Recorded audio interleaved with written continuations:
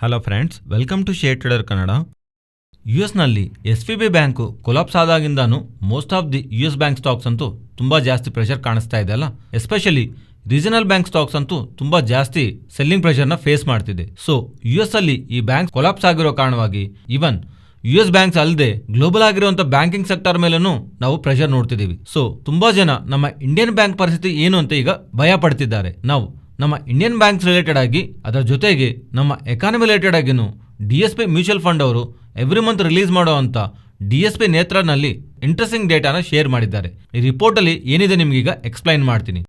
First ಈ ಸ್ಲೈಡ್ನಲ್ಲಿ ಇವರು ಏನು ಹೇಳ್ತಿದ್ದಾರೆ ಅಂದರೆ, ಲಾಸ್ಟ್ 2 ಡಿಕೇಡ್ಸಿಂದ ನಾವು ನೋಡ್ತಾ ಇದ್ರೆ ಚೈನಾ ಎಕಾನಮಿ ನಮ್ಮ ಇಂಡಿಯನ್ ಎಕಾನಮಿಗೆ ಅಂದ್ರೂ ತುಂಬ ಸ್ಟ್ರಾಂಗ್ ಆಗಿ ಗ್ರೋ ಆಗಿದೆ.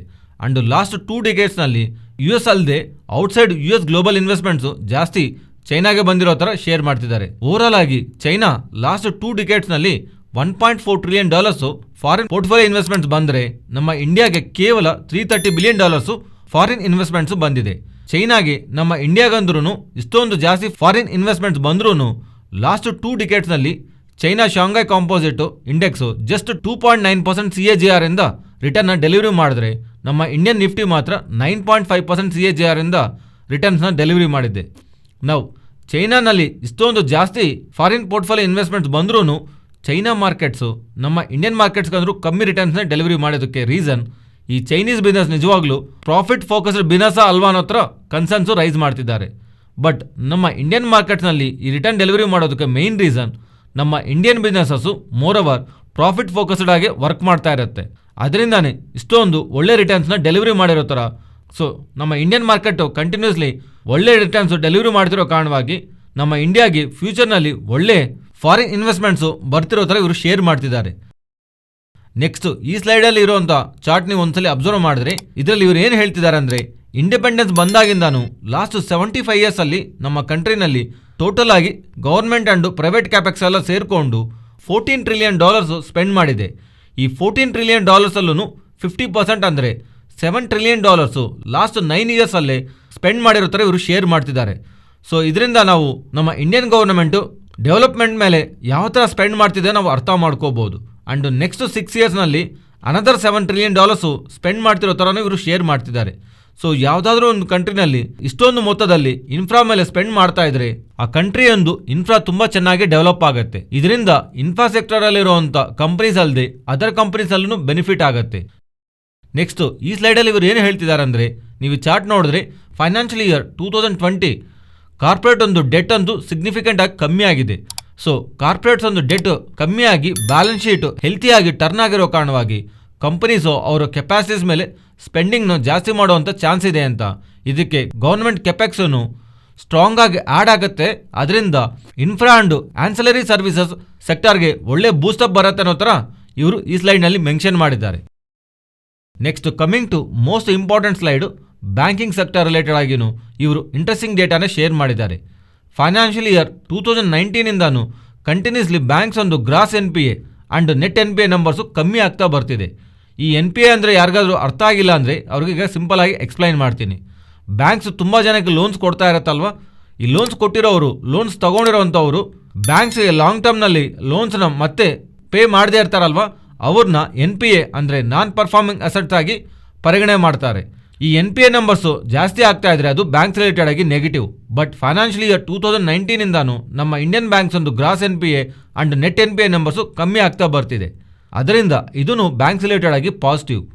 ಆ್ಯಂಡ್ ಫೈನಾನ್ಷಿಯಲ್ ಇಯರ್ 2024ನಲ್ಲಿ ಈ ನಂಬರ್ಸ್ ಫರ್ದರ್ ಆಗಿ ಇಂಪ್ರೂವ್ ಆಗುತ್ತೆ ಅನ್ನೋ ಥರ ಇವರು ಶೇರ್ ಮಾಡ್ತಿದ್ದಾರೆ. ಆ್ಯಂಡ್ ರೀಸೆಂಟ್ ಇಯರ್ಸಲ್ಲಿ ಯಾವಾಗಲೂ ಇಲ್ಲಿರೋ ಥರ ಬ್ಯಾಂಕ್ಸ್ ಒಂದು ಕ್ರೆಡಿಟ್ ಗ್ರೋತ್ನು ತುಂಬ ಜಾಸ್ತಿ ಬೆಳೆದಿದೆ. ಬಟ್ ಡಿಪಾಸಿಟ್ ಗ್ರೋತ್ಸು ದೊಡ್ಡದಾಗಿ ಬೆಳೆದಿಲ್ಲ ಅಂದ್ರೂ ಪ್ರೆಸೆಂಟ್ ಡಿಪಾಸಿಟ್ ಗ್ರೋತು ಪಿಕಪ್ ಆಗ್ತಿರೋ ಥರ ಇವರು ಶೇರ್ ಮಾಡ್ತಿದ್ದಾರೆ. ಸೊ ಓವರಾಲ್ ಆಗಿ ನಮ್ಮ ಇಂಡಿಯನ್ ಬ್ಯಾಂಕಿಂಗ್ ಸೆಕ್ಟರ್ ಅಂತೂ ಪ್ರೆಸೆಂಟ್ ತುಂಬ ಸ್ಟ್ರಾಂಗ್ ಆಗಿರೋ ಥರ ಇವರು ಈ ರಿಪೋರ್ಟ್ನಲ್ಲಿ ಮೆನ್ಷನ್ ಮಾಡಿದ್ದಾರೆ. ಆದರೆ ಇನ್ವೆಸ್ಟರ್ಸು ಇಲ್ಲಿ ಒಂದು ವಿಷಯ ಜ್ಞಾಪಕ ಇಟ್ಕೊಳ್ಳಿ, US ಥರ ಮೇಜರ್ ಎಕಾನಮಿನಲ್ಲಿ ಬ್ಯಾಂಕಿಂಗ್ ಸೆಕ್ಟರು ಸ್ಟ್ರಗಲ್ ಆಗ್ತಾ ಇದ್ದರೆ ಆ ಪ್ರೆಷರು ಅದರ್ ಕಂಟ್ರೀಸ್ನಲ್ಲಿ ಇರೋವಂಥ ಬ್ಯಾಂಕಿಂಗ್ ಸೆಕ್ಟರ್ ಮೇಲೂ ಬೀಳುವಂಥ ಅವಕಾಶ ಇದೆ. ಆ್ಯಂಡ್ ಈ ಬ್ಯಾಂಕಿಂಗ್ ಸೆಕ್ಟರಲ್ಲಿ ರಿಲೇಟೆಡ್ ಆಗಿ ಇನ್ನೊಂದು ಪಾಯಿಂಟು ಜ್ಞಾಪಕ ಇಟ್ಕೊಳ್ಳಿ, ಯಾವುದಾದ್ರೂ ಒಂದು ಬ್ಯಾಂಕ್ನಲ್ಲಿ ಇಶ್ಯೂ ಇದೆ ಅಂದರೆ ಆ ಇಶ್ಯೂ ಆಚೆ ಬರೋ ಅಷ್ಟಲ್ಲೇ ಆ ಸ್ಟಾಕಲ್ಲಿ ತುಂಬ ಪ್ರೆಷರ್ ನಾವು ನೋಡಿರ್ತೀವಿ. ಎಕ್ಸಾಂಪಲ್ ಆಗಿ ಮಾತಾಡ್ಕೋಬೇಕಂದ್ರೆ 2020ನಲ್ಲಿ ಯೆಸ್ ಬ್ಯಾಂಕ್ ಕೇಸ್ ನೋಡಿದೀವಲ್ವಾ. ಸೊ ಅದೇ ಥರ ಬ್ಯಾಂಕ್ಸಲ್ಲಿ ಇಶ್ಯೂಸ್ ಏನಾದರೂ ಇದ್ದರೆ ರಿಟೇಲ್ ಇನ್ವೆಸ್ಟರ್ಗೆ ಅದು ತುಂಬ ಲೇಟಾಗಿ ಗೊತ್ತಾಗತ್ತೆ. ಒಂದು ವೇಳೆ ನಿಮ್ಮಷ್ಟಕ್ಕೆ ನೀವು ಒಂದು ಬ್ಯಾಂಕ್ ಸ್ಟಾಕ್ನ ಅನಾಲಿಸಿಸ್ ಮಾಡೋಕ್ಕಾಗಿಲ್ಲ ಅಂದರೆ ಮ್ಯೂಚುವಲ್ ಫಂಡ್ ರೂಟಲ್ಲಿ ನಾವು ಸೆಲೆಕ್ಟ್ ಮಾಡಿಕೊಳ್ಳೋದು ಒಳ್ಳೆ ಆಪ್ಷನ್ ಆಗುತ್ತೆ. ಐ ಹೋಪ್ ಈ ಡೇಟಾ ಪಾಯಿಂಟ್ಸ್ ಎಲ್ಲ ನಿಮಗೆ ಇಂಡಿಯನ್ ಬ್ಯಾಂಕಿಂಗ್ ಸೆಕ್ಟರ್ ರಿಲೇಟೆಡ್ ಆಗಿ ಸ್ವಲ್ಪ ಕ್ಲಾರಿಟಿ ಬಂದಿದೆ ಅಂತಾನೆ ಅನ್ಕೊಂತಿದ್ದೀನಿ. ಸೊ ಈ ರಿಪೋರ್ಟಲ್ಲಿ ಇವರು ವೇರಿಯಸ್ ಡೇಟಾ ಪಾಯಿಂಟ್ಸ್ನ ಶೇರ್ ಮಾಡಿದ್ದೀನಿ, ಬಟ್ ಎಲ್ಲ ಎಕ್ಸ್ಪ್ಲೈನ್ ಮಾಡಿದ್ರೆ ವಿಡಿಯೋ ಲೆಂತ್ ಜಾಸ್ತಿ ಆಗೋಗುತ್ತೆ. ಅದರಿಂದ ನಿಮಗೆ ಈ ರಿಪೋರ್ಟ್ನ ಟೆಲಿಗ್ರಾಮ್ನಲ್ಲಿ ಶೇರ್ ಮಾಡಿರ್ತೀನಿ. ನೀವೇನಾದರೂ ಟೆಲಿಗ್ರಾಮ್ನಲ್ಲಿ ಇಲ್ಲ ಅಂದರೆ ಟೆಲಿಗ್ರಾಮ್ ಆ್ಯಪ್ ಇನ್ಸ್ಟಾಲ್ ಮಾಡಿಕೊಂಡು ಶೇರ್ ಟ್ರೇಡರ್ ಕನ್ನಡ ಗ್ರೂಪಲ್ಲಿ ಜಾಯ್ನ್ ಆಗೋ ಮೂಲಕ ಈ ಅಪ್ಡೇಟ್ ನೀವು ಪಡೆಯಬಹುದು. ಹಾಗೆ ಮೂಡೀಸ್ ಅವರು ನಮ್ಮ ಇಂಡಿಯನ್ ಬ್ಯಾಂಕ್ಸ್ ರಿಲೇಟೆಡ್ ಆಗಿ ಒಂದು ಸ್ಟೇಟ್ಮೆಂಟ್ನ ರಿಲೀಸ್ ಮಾಡಿದ್ದಾರೆ. ನಮ್ಮ ಇಂಡಿಯನ್ ಬ್ಯಾಂಕ್ಸ್ ಒಂದು HTM ಅಂದರೆ ಹೆಲ್ಡ್ ಟು ಮೆಚ್ಯೂರಿಟಿ.